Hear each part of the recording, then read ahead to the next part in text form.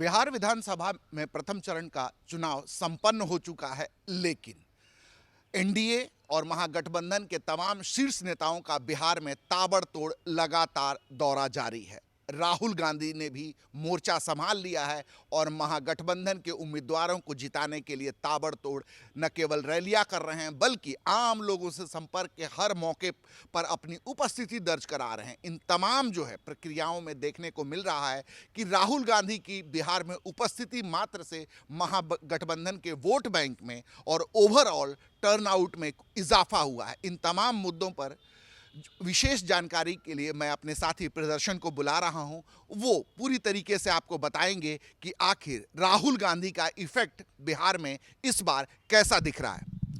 देखिए, राहुल गांधी अगर आप देखेंगे तो इस वर्ष जो पूरा का पूरा जो चुनाव है, चुनाव में छोड़िए, मतलब वर्ष 2025 को आप याद करें, जनवरी के महीने से राहुल गांधी जनवरी 2025 से ही बिहार में सक्रिय हैं। जी बिल्कुल। और लगातार उन्होंने कई, जैसे यहाँ आए, उन्होंने संविधान बचाओ एक कई सम्मेलन किए, जिसमें नहीं, उसके पहले वो याद होगा कि उन्होंने कई पटना से लेकर के अलग अलग जगहों पर संविधान को किस प्रकार से कमज़ोर करने की कोशिश की जा रही है, इसका आरोप लगाते हुए एनडीए सरकार के खिलाफ उन्होंने मोर्चा खोला और पटना के अलग अलग सभागारों में आयोजन हुआ। इतना ही नहीं, उन्होंने समाज के उन वर्गों को जिनको हाशिए का पर माना जाता है, विशेष करके दलितों को लेकर के, ओबीसी को लेकर के, ईबीसी को लेकर के और खासकर दलितों को लेकर के उन्होंने कई नए प्रयोग किए। उनके पास गए, उनके जो कई दलित चेहरे हैं जिनकी जयंतियां और पुण्यतिथियां यहाँ पर मनाने में खुद राहुल गांधी आए। तो इन सबका असर क्या है, यह देखने को मिल रहा है कि राहुल गांधी के ये जो लगातार प्रयास रहे, इन प्रयासों को लगातार सिलसिला बरकरार रखते हुए वोट चोरी तक में, आप याद रखिएगा कि उन्होंने जो कथित तौर पर जो आरोप लगाया है वोट चोरी का, उसे लेकर के वो पटना में आंदोलन करते हैं।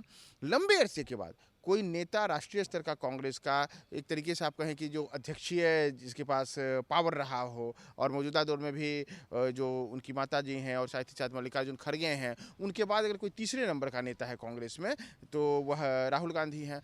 तो वो पटना में आकर के सड़क पर उतर करके आंदोलन करते हैं, फिर कई जगहों की यात्रा करते हैं, और इसका नतीजा होता है कि कांग्रेस में एक अलग किस्म का इस बार चुनाव में उत्साह देखने को मिल रहा है, और जिसका नतीजा है कि कांग्रेस जमीन पर भी कई जगहों पर काफ़ी मजबूती से लड़ते दिख रही है। मतलब प्रदर्शन ये कहा जा सकता है कि इस चुनावी साल में बिहार में कांग्रेस को पुनर्जीवित करने और उसके वोट बैंक दलित जो है, मुस्लिम का जो और ब्राह्मण वर्ग को जो एक साथ मिलाकर कांग्रेस जो राजनीति करती थी, उसको कहीं ना कहीं जिंदा करने की कवायद में इस चुनावी साल में राहुल गांधी की उपस्थिति बिहार में बहुत ज्यादा देखने को मिली। बिल्कुल, जैसे देखिए, राहुल गांधी रणनीतियों के हिसाब से ही काम कर रहे हैं।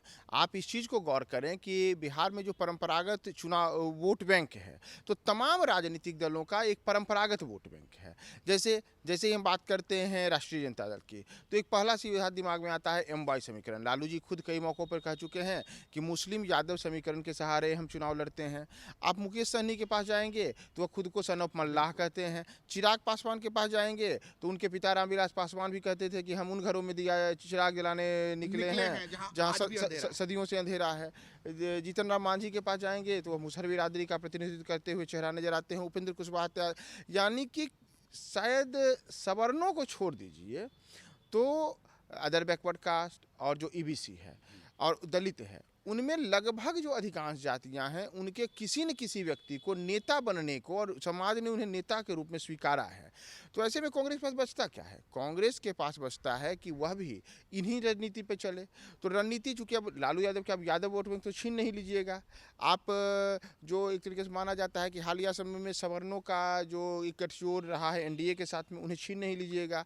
तो राहुल गांधी ने रणनीति के हिसाब से ही दलितों पर फोकस किया, मुसलमानों पर फोकस किया और सवर्णों पर भी फोकस किया। आप गौर कीजिए कि इस बार ही जो बिहार विधानसभा के चुनाव में टिकटों का बंटवारा हुआ है, उसमें तमाम चीज़ों के बाद भी कई बातें हो रही थी कि राहुल गांधी तो दलितों को लेकर के ये बोल रहे हैं। उन्होंने कई मौक़ों पर कहा भी कि सत्ता में लंबे अरसे तक सवर्ण रहे हैं, बावजूद उसके भूमिहारों को, राजपूतों को, ब्राह्मणों को टिकट बांटने में कहीं से भी कंजूसी कांग्रेस ने नहीं की, और नतीजा रहा है कि अब जमीन पर उसके असर से चुनाव भी में बेहतर प्रदर्शन करने की उम्मीद लगाए हैं। जी बिल्कुल।